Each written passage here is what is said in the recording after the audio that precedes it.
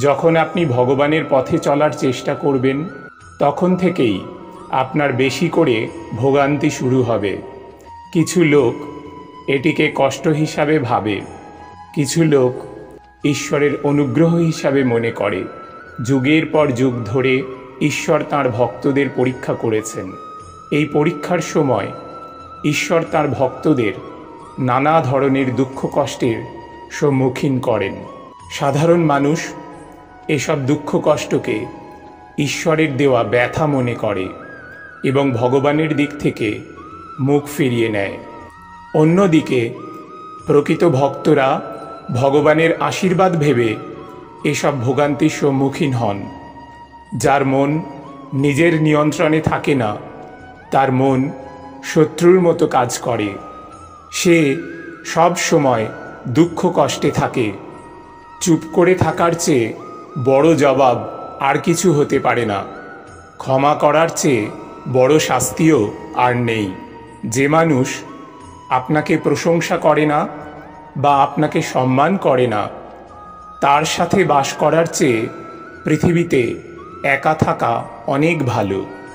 যে ব্যক্তি তার জীবনে সম্পদ, ঐশ্বর্য এবং খ্যাতি অর্জন করে কিন্তু সন্তুষ্টি অর্জন করতে অক্ষম, এমন ব্যক্তি সারা জীবন অসুখী থাকে। যে ব্যক্তি সামান্য সম্পদ নিয়েও সন্তুষ্ট থাকে, সেই মানুষটি সারা জীবন সুখী থাকে। যে ব্যক্তি নিষ্ঠার সঙ্গে একাগ্র মনে গীতা পাঠ করেন, সেই ব্যক্তি সংসারের আসক্তি, মায়া ও সকল বন্ধন থেকে মুক্ত হয়ে আধ্যাত্মিক আনন্দের আশীর্বাদ লাভ করেন। আপনি নিজের সম্পর্কে কি বিশ্বাস করেন? আপনি আসলে কি হতে চান? আপনি যদি নিজেকে বোঝাতে থাকেন যে আপনি হেরে গেছেন, তাহলে হ্যাঁ, আপনার বিশ্বাসই সঠিক হবে। আপনাকে মাঠ ছেড়ে চলে যেতে হবে। কিন্তু আপনি যদি নিজেকে বলেন যে না, আমি এখনই হাল ছাড়ব না, তাহলে আপনি আরেকবার চেষ্টা করবেন। এভাবেই সাফল্য একদিন আপনার খোঁজে আসবে। মানুষের মন চঞ্চল। প্রতিবারই আপনি আবেগে ভেসে যান বিচিত্র চিন্তার আড়ালে, যার মধ্যে রয়েছে ভালো, মন্দ ও অর্থহীন সব ধরনের চিন্তা। এ কারণে মানুষের মনোযোগ মূল লক্ষ্য থেকে বিচ্যুত হয়। কিন্তু চেষ্টা করলে মনকে ক্রমাগত আদেশ দিয়ে একাগ্র করা যায়। প্রত্যেক মানুষের আদর্শ তার স্বভাব অনুযায়ী দৃঢ় বা দুর্বল। কারণ জীবনের প্রতিটি পরিস্থিতিতে আমরা কিভাবে প্রতিক্রিয়া দেখাবো, আমাদের প্রকৃতি তা নির্ধারণ করে। ভগবান শ্রীকৃষ্ণ আরও বলেছেন যে প্রতিটি মানুষের প্রকৃতি তার গুণাবলী থেকে আসে এবং গুণাবলী প্রকৃতি থেকে আসে। তাই কারো স্বভাব নিয়ে আমাদের কখনোই উদ্বিগ্ন হওয়া উচিত নয়। একজন জ্ঞানী ব্যক্তি কারো সাহায্য পাওয়ার আশায় সময় নষ্ট করেন না। ভগবান শ্রীকৃষ্ণকে বিশ্বাস করে তিনি নিজের পথ খুঁজে নেন। যদি কোনো খারাপ চিন্তা বারে বারে কারো মনে আসতে থাকে এবং সে এটিকে থামানোর বা ভালো কোনো চিন্তা করার চেষ্টা না করে, তবে সেই মন্দ চিন্তা ভাবনা তাকে খারাপভাবে বিভ্রান্ত করতে পারে। যেমন বোর্ড পরীক্ষায় যাওয়ার সময় শিক্ষার্থীরা মনে করে পরীক্ষার হলে গিয়ে হয়তো সব ভুলে যাব, এবং এটা অনেক সময় সত্যিও হয়ে যায়। তাই ভগবান শ্রীকৃষ্ণের নাম নিয়ে খারাপ চিন্তা বদলানো উচিত। মানুষ অনেক সময় এমন একটি খারাপ ঘটনা কল্পনা করে উদ্বিগ্ন হতে থাকে যা কখনো ঘটেনি। তাই এখনই আপনার কল্পনা থেকে সেই ভয় দূর করুন যার অস্তিত্বই নেই। ভগবান কৃষ্ণকে স্মরণ করুন এবং আপনার নিত্যদিনের কাজে লেগে পড়ুন। এই মহাবিশ্বে জীব সৃষ্টির জন্য প্রাণের প্রয়োজনীয় সব জিনিসই উপস্থিত রয়েছে। আমাদের শুধু এই বিষয়গুলো খুঁজে বের করতে হবে। এজন্য বিজ্ঞান ও বিজ্ঞানীরা বলেন, আমরা আবিষ্কার করেছি বা আবিষ্কার করছি, কারণ এটি ইতিমধ্যে মহাবিশ্বের স্রষ্টা শ্রীকৃষ্ণ তৈরি করেই রেখেছেন। আপনি যা চান তা হতে পারেন, তবে এর জন্য আপনাকে ক্রমাগত সেই লক্ষ্যে অবিচল থাকতে হবে।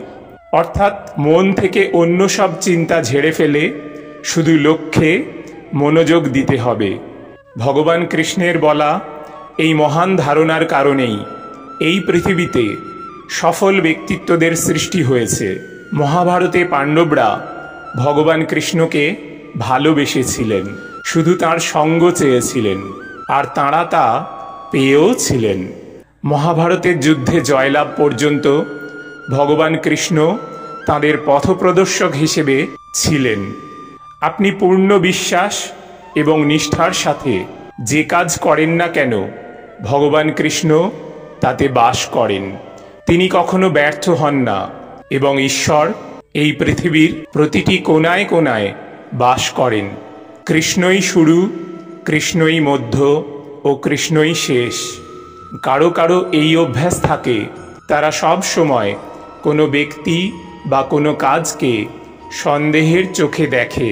উদাহরণস্বরূপ, একজন স্বামী সব সময় তার স্ত্রীকে সন্দেহ করে যে তার অন্য পুরুষের সাথে কোনো সম্পর্ক আছে কি না। এমন সন্দেহপ্রবণ মানুষ সব সময় মন থেকে বিক্ষিপ্ত থাকেন। নারীদের ক্ষেত্রেও একই কথা প্রযোজ্য।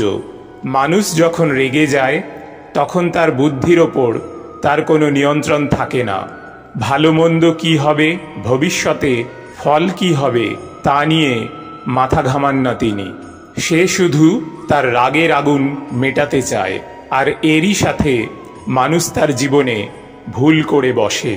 কৃষ্ণ আপনার মনের মধ্যে উত্থিত প্রতিটি ইতিবাচক আবেগ এবং এটি থেকে উদ্ভূত চিন্তাভাবনা এবং জীবনের শেষ নিঃশ্বাস তার মধ্যেও বাস করেন।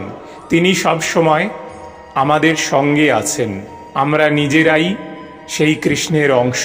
হ্যাঁ, আমরা সকলেই ভগবান কৃষ্ণের অংশ। মানুষকে সবার আগে তার অপরিহার্য কর্তব্য কাজগুলি করতে হবে। অর্থাৎ আমরা যে পরিবারের অংশ, তার প্রতি আমাদের কিছু কর্তব্য রয়েছে। পরিবারের কিছু চাহিদা আছে, সবার আগে সেগুলোর যত্ন নিতে হবে। পরিবারের সেবা করার সময় আমরা ভগবান কৃষ্ণের সেবাই করি। মানুষ নিজেই তার জীবনের সুখ এবং দুঃখের জন্য দায়ী। কাম, ক্রোধ, লোভ এই পৃথিবীতে পাপের সৃষ্টি করে। তাই মনকে সবসময় নিয়ন্ত্রণে রাখুন। জন্ম ও মৃত্যু চিরন্তন সত্য। ঈশ্বর, যিনি পৃথিবীতে মানব অবতার নিয়ে আসেন, তিনিও এর থেকে বাদ নন। রাধে রাধে।